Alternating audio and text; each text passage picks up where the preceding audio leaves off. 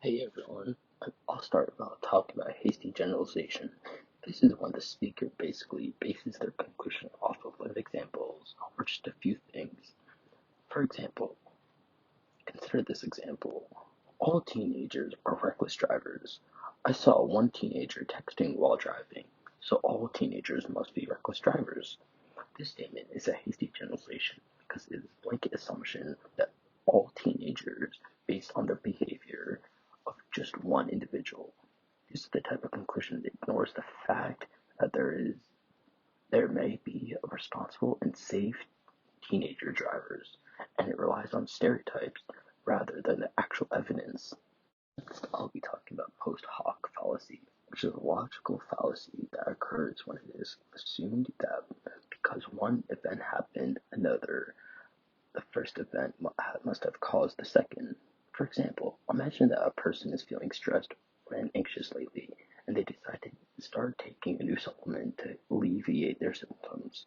They notice their anxiety levels have decreased significantly after starting the supplement, and they assume that the supplement is responsible for the improvement. However, this conclusion is based on the post hoc fallacy, as it ignores the possibility that other factors, such as their daily routine or stress-reducing activities, may contribute to the decrease in their anxiety.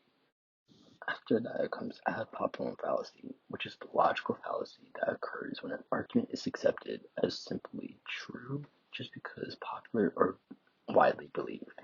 This fallacy relies on the idea that the majority must be right and ignores the possibility that the majority may be wrong or that there might be valid counter-arguments.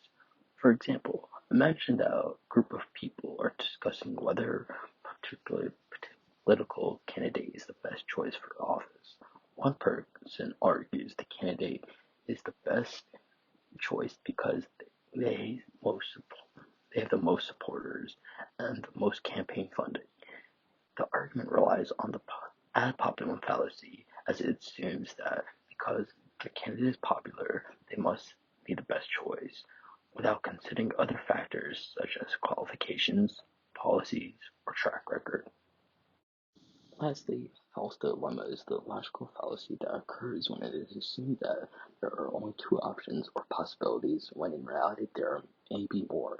This is the type of fallacy that ignores the complexity of an issue and limits the scope of consideration to a narrow set of options. For example, imagine that a person is trying to decide between two job offers. They're presented with the option of accepting a high-paying job with long hours and high stress, or a low-paying job with shorter hours and lower stress. The person may feel that they're faced with a false dilemma as they may not be aware of any other options, such as negotiating for a better pay or benefits at the lower paying job, or seeking out additional job offers.